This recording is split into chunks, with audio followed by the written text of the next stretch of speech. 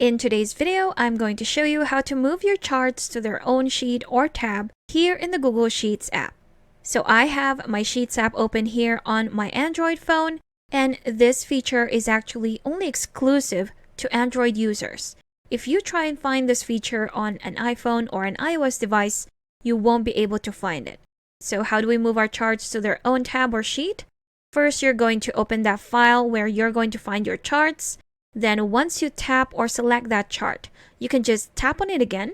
There we go. So we're going to tap on it twice until we see these options.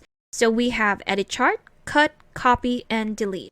We have more options on the ellipsis. So if we tap on that one, here we have it. We have the share option and the move to own sheet option. So when we tap on this one, and here we have it, we've successfully moved this chart to its own tab or sheet, still in the same file. So from this sheet right here, we were able to move it to its own tab with its own name. Right here at the bottom, you will see that it's renamed the sheet into chart 1. There's nothing else on this sheet right here or in this tab but this chart. So we can edit this in any way we want. Also, it's still dependent on data that is on sheet number 1. And there you have it.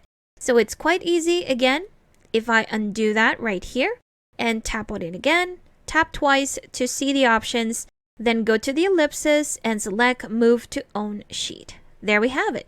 That's how you're going to move your charts to their own tabs or sheets here in the Google Sheets mobile app.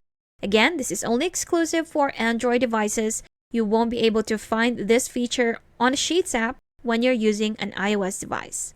Also, if you still need extra help with Sheets, I've got a free guide linked in the description below that you should definitely check out. Thank you for watching this tutorial. Make sure to subscribe for more helpful videos, and I will see you in the next one.